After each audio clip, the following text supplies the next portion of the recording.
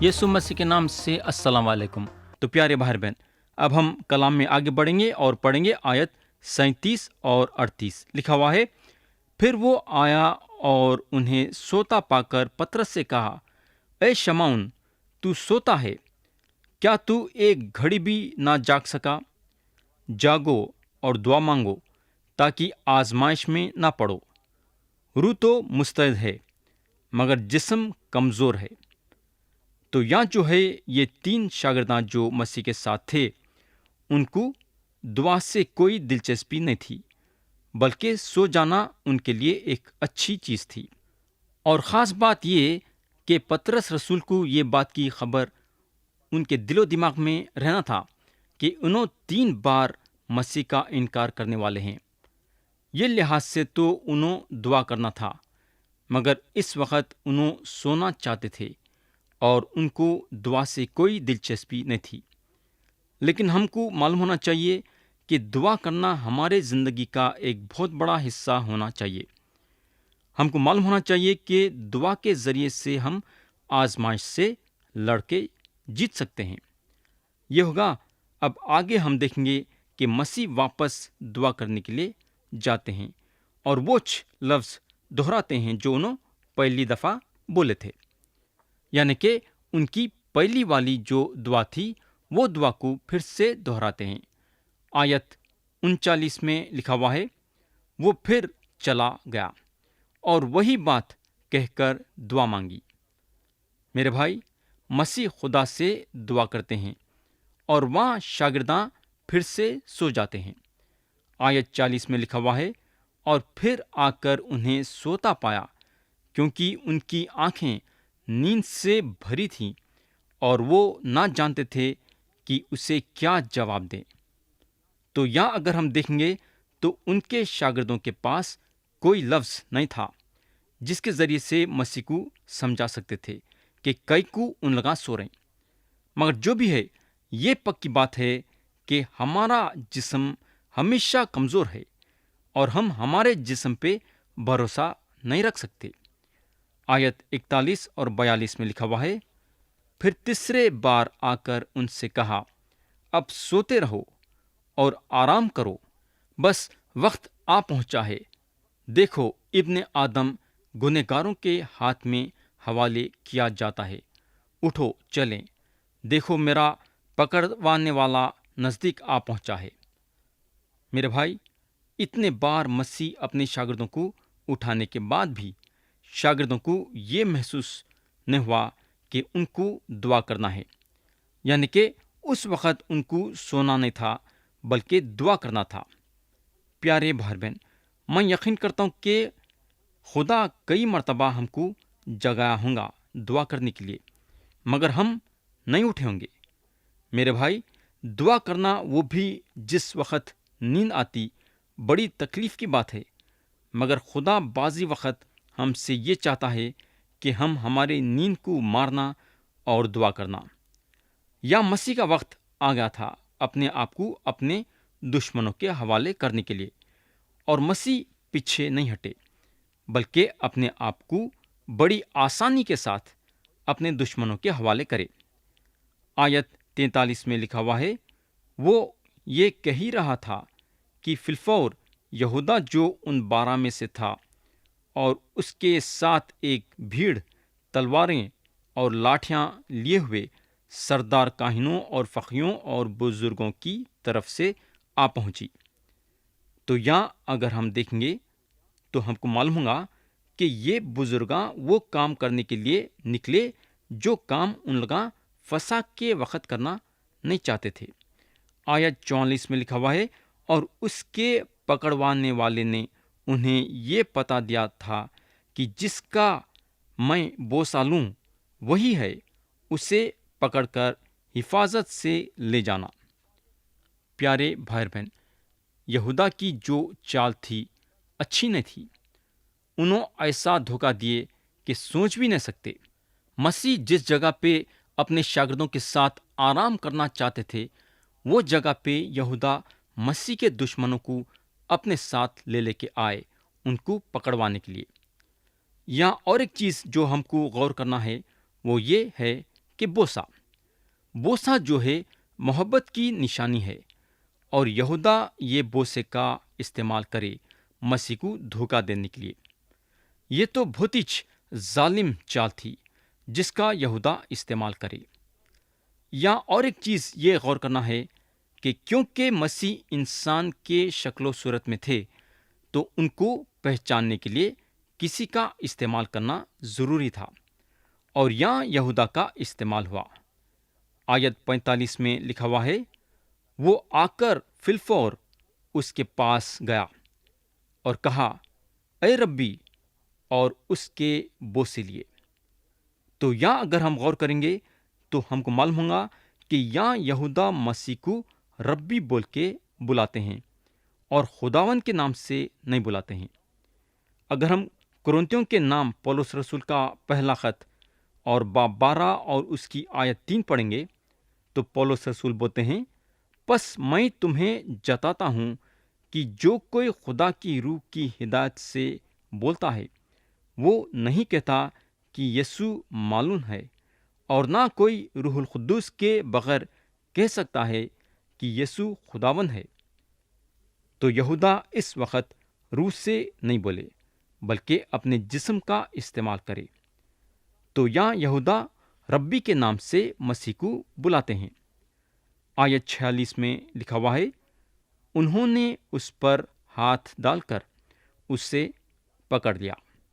تو یہاں مسیح کا وقت آ گیا تھا اپنے آپ کو اپنے دشمنوں کے حوالے کرنے کے لیے، اور مسیح اپنی مرضی سے اپنے آپ کو اپنے دشمنوں کے حوالے کرے۔ تو یہاں مسیح تیار ہو گئے صلیب پہ جانے کے لیے اور اپنی جان دینے کے لیے۔ اور اب ہم دیکھیں گے کہ شمعون پترس مسیح کو بچانے کی کوشش کرتے ہیں۔ آیت 47 سے 49 میں لکھا ہوا ہے، ان میں سے جو پاس کھڑے تھے ایک نے تلوار کھینچ کر سردار کاہن کے نوکر پر چلائی اور اس کا کان اڑا دیا۔ یسوع نے ان سے کہا، کیا تم تلواریں اور لاٹھیاں لے کر مجھے ڈاکو کی طرح پکڑنے نکلے ہو؟ میں ہر روز تمہارے پاس ہیکل میں تعلیم دیتا تھا اور تم نے مجھے نہیں پکڑا، لیکن یہ اس لیے ہوا ہے کہ نوشتے پورے ہوں۔ یا مسیح یہ بتانا چاہ رہے ہیں کہ جو پیشن گوئی ان کے بارے میں کی گئی ہے وہ یہاں پوری ہوئی۔ اگر یہ لوگ خدا کے کلام پہ یقین کرتے تو ان لوگاں مسیح کو پکڑنے سے شکتے تھے، بلکہ اپنے ارادوں کو بدل دیتے تھے۔ آیت 50 میں لکھا ہوا ہے، اس پر سارے شاگرد اسے چھوڑ کر بھاگ گئے۔ پیارے بھائی اور بہن، جیسا ہم اب بھی دیکھے کہ پترس تھے جو وہ سردار کاہن کے نوکر کے کان کو کاٹ ڈالے۔ اور اگر ہم یوحنا کی انجیل میں دیکھیں گے تو یوحنا یہ آدمی کا نام بھی بتاتے ہیں۔ یہ آدمی کا نام تھا ملخوس۔ ہم کو معلوم ہونا چاہیے کہ شمعون پترس مچھلی پکڑنے میں ماہر تھے مگر تلوار چلانے میں نہیں۔ انہوں ملخوس کی گردن اڑانا چاہتے تھے مگر گردن اڑانے کے بجائے کان کو اڑائے۔ ان کا نشانہ برابر کا نہیں تھا کیونکہ انہوں تلوار چلانے والوں میں سے نہیں تھے۔ اور کلام یہاں یہ بتاتا ہے کہ مسیح کے شاگرداں مسیح کو چھوڑ کے بھاگ گئے۔ یہ بھی ایک پیشن گوئی تھی جو پوری ہوئی۔ یہ ہوگا اگر ہم آگے دیکھیں گے تو ہم کو ایک جوان آدمی کا واقعہ ملے گا۔ آیت 51 اور 52 میں لکھا ہوا ہے، مگر ایک جوان اپنے ننگے بدن پر مہین چادر اوڑے ہوئے اس کے پیچھے ہو لیا۔ اسے لوگوں نے پکڑا مگر وہ چادر چھوڑ کر ننگا بھاگا۔ کئی لوگوں کے دل و دماغ میں یہ بات پیدا ہوتی ہے کہ یہ آدمی جو اپنی چادر چھوڑ کے ننگا بھاگا وہ کون تھا؟ تھوڑے لوگوں کا یہ خیال ہے کہ یہ آدمی شاید پولس رسول تھے ہوں گے۔ تھوڑے لوگوں کا یہ خیال ہے کہ یہ آدمی شاید یوحنا مرقس تھے ہوں گے۔ جو بھی ہے، مگر اتنا ہے کہ کلام یہ بتاتا ہے کہ یہ آدمی اپنی چادر چھوڑ کے ننگا بھاگا۔ آیت 53 میں لکھا ہوا ہے، پھر وہ یسوع کو سردار کاہن کے پاس لے گئے اور سب سردار کاہن اور بزرگ اور فقی اس کے ہاں جمع ہو گئے۔ تو یہاں یسوع مسیح کو سردار کاہن کے پاس لائے۔ اس وقت سردار کاہن خیفہ تھے اور رومیوں کی سرکار ان کو قبول کری۔ ان کے جو سسرے تھے جن کا نام ہنا تھا، موسیٰ کے شریعت کے مطابق اصل کاہن تھے۔ مسیح کو پہلے ہنا کے پاس لایا گیا، جو یہ بات یوحنا اپنی انجیل میں درج کرے ہیں۔ تھوڑے لوگوں کا یہ خیال ہے کہ مسیح کو ختم کر دینے کا جو ارادہ ڈالے وہ ہنا تھے۔ مسیح کو ختم کروا دینے کے لیے ان کا ہاتھ تھا۔ آیت 54 میں لکھا ہوا ہے، اور پترس فاصلے پر اس کے پیچھے پیچھے سردار کاہن کے دیوان خانے کے اندر تک گیا اور پیادوں کے ساتھ بیٹھ کر آگ تپنے لگا۔ تو یہاں پترس مسیح کو 3 بار انکار کرنے کے لیے آگے بڑھ رہے ہیں۔ انہوں دور سے پیچھا کرنے لگے اور اس کے بعد غلط لوگوں کے ساتھ انہوں بیٹھ گئے۔ آیت 55 میں لکھا ہوا ہے، اور سردار کاہن اور سارے صدر عدالت یسوع کے مار ڈالنے کے واسطے ان کے خلاف گواہی ڈھونڈنے لگے مگر نہ پائے۔ پیارے بھائی اور بہن، بزرگوں کی یہاں جو جماعت بیٹھی مسیح کے بارے میں فیصلہ کرنے کے لیے، وہ قانون کے مطابق نہیں تھا۔ کئی کو بولے تو یہ جماعت رات کے وقت بیٹھی اور ان لگا وچ گواہوں کو سن رہے تھے جو مسیح کے دشمن اور مسیح کے خلاف تھے۔ آیت 56 سے 59 میں لکھا ہوا ہے، کیونکہ بہتروں نے اس پر جھوٹی گواہیاں تو دیں لیکن ان کی گواہیاں متفق نہ تھیں۔ پھر بعض نے اٹھ کر اس پر یہ جھوٹی گواہی دی کہ ہم نے اسے یہ کہتا سنا ہے کہ میں اس مقدس کو جو ہاتھ سے بنا ہے ڈھاؤں گا اور 3 دن میں دوسرا بناؤں گا جو ہاتھ سے نہ بنا ہو۔ لیکن اس پر بھی ان کی گواہی متفق نہ نکلی۔ تو یا اگر ہم دیکھیں گے تو کئی جھوٹے گواہیاں پیش کیے گئے۔ کئی لوگ مسیح کے خلاف بولنے کے لیے تیار ہو گئے اور بولے بھی، مگر ان کے گواہی میں دم نہیں تھا، کیونکہ 2 لوگ اکٹھے ہو کے بات کو پوری نہیں کر رہے تھے۔ خدا کی شریعت یہ بتاتی ہے کہ ایک کے گواہی سے فیصلہ نہیں کرنا، بلکہ 2 یا 3 کے گواہ سے فیصلہ کرنا۔ تو اسرائیلی بزرگوں کو ایسے 2 گواہ نہیں مل رہے تھے جو کہ بات کو پکا کرے ویسا اور مسیح پہ الزام لگائے ویسا اور پھنسائے ویسا۔ یا یہ بات غور کرنے کی ہے کہ مسیح یہ نہیں بولے کہ میں اس مقدس کو جو ہاتھ سے بنا ہے ڈھاؤں گا اور 3 دن میں دوسرا بناؤں گا جو ہاتھ سے نہ بنا ہو۔ مسیح جو ہے ایسا نہیں بولے، بلکہ انہوں یہ بولے کہ اس مقدس کو ڈھا دو تو میں اسے 3 دن میں کھڑا کر دوں گا۔ یعنی کہ مسیح کا بولنے کا مطلب یہ تھا کہ تم ڈھا دو تو میں 3 دن میں دوسرا بناؤں گا۔ آگے یوحنا رسول بتاتے ہیں، جہاں یوحنا کی انجیل باب 2 اور آیت 21 میں لکھا ہوا ہے، مگر اس نے اپنے بدن کے مقدس کے بابت کہا تھا۔ اب ہم پھر واپس مرقس کی انجیل پہ آئیں گے، پڑھیں گے باب 14 اور اس کی آیت 60 سے 62۔ لکھا ہوا ہے، پھر سردار کاہن نے بیچ میں کھڑے ہو کر یسوع سے پوچھا کہ تو کچھ جواب نہیں دیتا، یہ تیرے خلاف کیا گواہی دیتے ہیں؟ مگر وہ چپکا ہی رہا اور کچھ جواب نہ دیا۔ سردار کاہن نے اس سے پھر سوال کیا اور کہا، کیا تو اس ستودا کا بیٹا مسیح ہے؟ یسوع نے کہا، ہاں میں ہوں، اور تم ابن آدم کو قادر مطلق کی دہنی طرف بیٹھے اور آسمان کے بادلوں کے ساتھ آتے دیکھو گے۔ مسیح جو ہے جھوٹے گواہیوں کے خلاف اپنے آپ کو بچانا نہیں چاہتے تھے، حالانکہ بہت کچھ بول سکتے تھے، مگر انہوں خاموش تھے، اور ان کا خاموش رہنا یسایہ نبی کے پیشن گوئی کو پورا کرا۔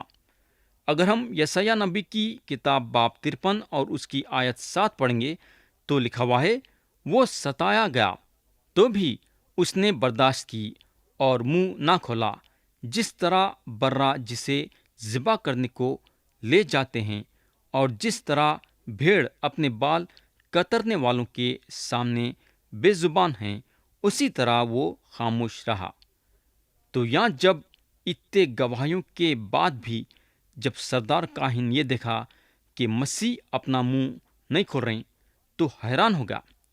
سردار کاہن چاہتا تھا کہ مسیح اپنا منہ کھولنا اور جواب دینا، تاکہ مسیح کو ان کے باتوں میں پھنسائے ویسا اور ان کو سزا دلائے ویسا۔ مگر جب کچھ بھی نہیں ہو سک رہا تھا تو سردار کاہن مسیح کو خصم میں لایا اور مسیح یا سردار کاہن پہ ظاہر کرے کہ انہوں مسیحا ہیں اور خدا کے بیٹے ہیں۔ تو جب مسیح ایسا بولے تو سردار کاہن موقع کے طاق میں تو تھا، اور اس سے اچھا موقع جو ہے سردار کاہن کو نہیں مل سکتا تھا۔ اب ہم دیکھیں گے کہ سردار کاہن کا رویہ کیسا تھا۔ آیت 63 سے 65 پڑھیں گے، لکھا ہوا ہے، سردار کاہن نے اپنے کپڑے پھاڑ کے کہا، اب ہمیں گواہوں کی کیا حاجت رہی؟ تم نے یہ کفر سنا، تمہاری کیا رائے ہے؟ ان سب نے فتویٰ دیا کہ وہ قتل کے لائق ہے۔ تب بعض اس پر تھوکنے اور اس کا منہ ڈھپنے اور اس کے مکے مارنے اور اس سے کہنے لگے، نبوت کی باتیں سنا، اور پیادوں نے اسے تماچے مار مار کے اپنے قبضے میں لیا۔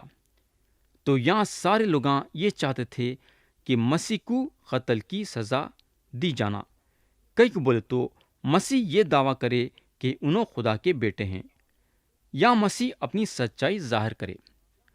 مگر جب ان لوگاں حاکم پیلاطس کے پاس گئے تو اپنی بات کو بدل دیے۔ اگر ہم مرقس کی انجیل باب 15 اور آیت 3 پڑھیں گے تو لکھا ہوا ہے، اور سردار کاہن اس پر بہت باتیں کا الزام لگاتے رہے۔